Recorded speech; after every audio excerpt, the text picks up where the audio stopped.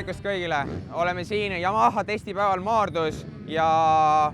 super ilm, vihma pole ja proovime uusi 26 aasta Yamaha mootorrattaid. Et kõik mootorrattad, nagu näha, praegu on rajal juba, ulmetung on peal. Ise peab ka siin võitlema, et saaks sõitma, aga siin me oleme, et sai esimesed ringid juba 4,5-ga ära tehtud. Et kohe lähen 2,5-ga rajale ja rada on äge, meil siin Maardus, rahvast on küllaga, et on tore kella panna inimestega. Siinpool on meil näiteks 25 aasta minu meistrivõistluste pill, millega võitsime Estikad ära ja Adakil oli 4. Et ilusti üles löödud meil siin puka peal ja sellega lähen ka Tampere Superrossile järgmine nädalavahetus. Et siin me oleme ja võtame teid oma päevaga kaasa.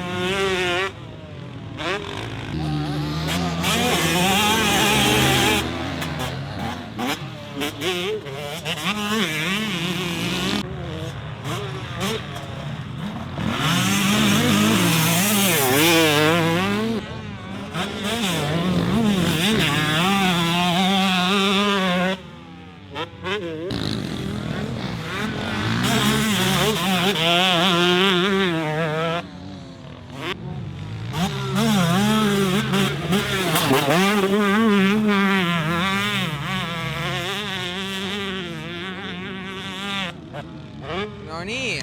ma olen tead 125 ajad jammu pealt, et testisin praegu kõigepealt stokkpilli ja siis Aston Allase siis selle aastast tsiklit. Et päris huvitav vahevõrdlus nii-öelda, et see tsikkel siis täitsa originaalpeast, et siin ei ole QTR-i kitti ega midagi peal, et tegin mõlemaga circa 10 minutit, no normaalselt sai siin Maardu rajal auku lahti hoitud, et proovida igalt poolt välikurvi ja sees kiirendust ja suur vahe on selles, et siis see QTR-i kitt ikkagi annab väga palju juurde, et just sellist plahvatust võib-olla nii-öelda käigu vahetuse ajal, et kurvist välja, meil on täna siin sellised vesiliivakohad, sellised pehmemad kohad enne hüppeid ja võib-olla originaalpill natukene jääb vajaka sellistes kohtades just käiguvahetuse poolest, aga selle QTR-i kitiga see andis päris palju juurde. Et iseenesest amordid olid nagu väga sõidetavad, et panin siin enda järgi natuke lenksu jällegi ja putked nagu paremini paika liivasettingusse ja mulle väga meeldis, et teadagi ma ise ju 2 aastat Yamaha võrriga sõitsin, et 1 aasta täitsa oma käe peal, 2 aasta siis Yamaha tehasetiimis võrriga, et siis Yamaha võrr, ütleme see QTR-i kitt ikkagi annab päris palju juurde, et enam-vähem samas augus, kuidas ma mäletasin selle tsikli arengut, et siin erilisi muutuseid pole, aga siiski väga konkurentsivõimeline pill, et ainult head mälestused ja sai nii-öelda kriipsu kõrvuni ja natuke jällegi segu bensa lõhna tunda ja natuke möllata rajal, et väga nauditav pill.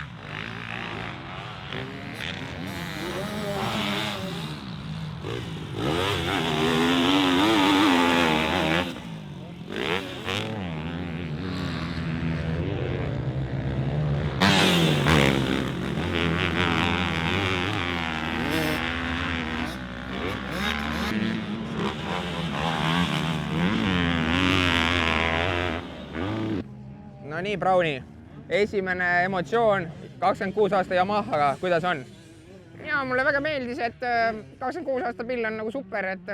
Passatka ja kõik on väga hea ja jõudu on ka küllalt, et peaks ühe endale muretsema kindlasti, on ju? Jah, viskame käppa ka. Ühesõnaga, 2,5-ga on meil testitud nüüd, ma sain üle 10 minuti sõita ja meenutasin vanu aegu, et nagu 2,5 peale läksin, siis sai kohe laugelt lasta välikurve ja kõik ja natuke seadistasin enda järgi tsikli paika, et panin esiotsa suht punni äärega tasa ja natuke lenksa ka enda poole, mis mulle meeldib, et kindlam oleksin pehmel mootorajal sõita ja emotsioon on väga hea, et ilmselgelt 4,5 vend pikalt olnud nüüd juba ja 2,5 jõudu napib, aga väga mõnus oli hoogu hoida. Esiteks, mis kõige suurem vahe on, mis ma tunnen, on see, et Passatka on tsiklil parem, et 2,5 pilliga ma sõitsin äkki viimast korda Jamuga 2017 aasta omaga, et sain proovida ja sellest aastast on ikka öö ja päev, et põhimuutus, mis ma praegu tunnen, ongi see, et tsikkel on stabiilsem. See tähendab seda, et tagaotsa madalamal, palju lihtsam on liiva sees juhtida, et ise ei pea nii palju tööd tegema ja nagu ikka, kõik mootorrattad meil praegu hääled on madalamaks toodud, et kõrvale võib-olla sutsub ette, et tsikkel ei käi nii kõvasti edasi, aga tegelikult lihtsalt hääl petab nii palju, et aga jaa, väga meeldiv oli, et proovisin nii mõlemat mäppi, mis originaalis tuleb, et meeldis rohkem sinise tulukesega mäpp ehk siis mäpp 2, et ma ei tea täpselt, mis see on, et kas lineaar või smooth või hard eating see kindlasti ei olnud, et see meeldis mulle rohkem, jõud oli pikemalt, vedas stabiilsemalt ja jah, ühesõnaga meenutasin häid vanu aegu.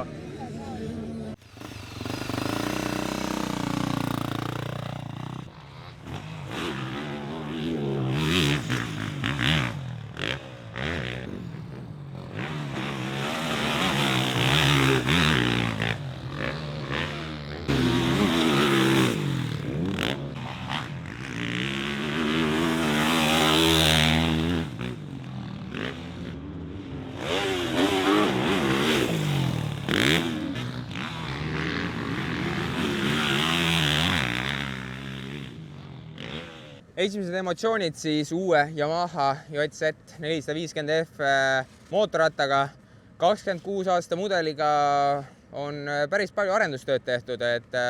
kohe rajale minnes tundsin, et balanss on tsiklil hoopis teine, et jube lihtne oli sõita, juhitavus oli hea täna siin Maardus liiva sees, et taguots hoidis kohe allpool ja ütleme, tunda oli ka, et tagaots on originaalist nii-öelda siis vedru jagu kangem, et võttis mahedamalt need augud vastu. Esiots on tal küll suhteliselt pehme, nagu Yamahad tulevad, et tagumik on vähe rohkem kikkis, aga see raami nii-öelda siis kiige pikemaks tegemine, esiratta ettepoole vedamine, see aitas nagu siin liiva sees pilli stabiilsemaks saada nii-öelda, et ei olnud üle juhitav ja jõu poolest ka, et häälenormi on korralikult maha toodud, et võib-olla ajule nii-öelda on ikkagi selline tunne, et ei käi nii palju edasi, kuna häälenorm on maas, aga tegelikult jõudu on sellel pillil siiamaani, et proovisin nii mõlemat mäppi. Isiklikult praegu siin väga suurt vahet mina aru ei saanud, et jah, siin päeva lõpus tegin veel mõned ringid päeva algul ka ja super hea meel, et edasi on arendatud pilli ja eks siis saame siin novembri lõpus ise rohkem hakata testima erinevatel radadel tsiklit ja näha, kuhu poole me peame liikuma, et nii mõningadki muutused on tehtud, nii et loodame, et see üleminek läheb kiiresti, aga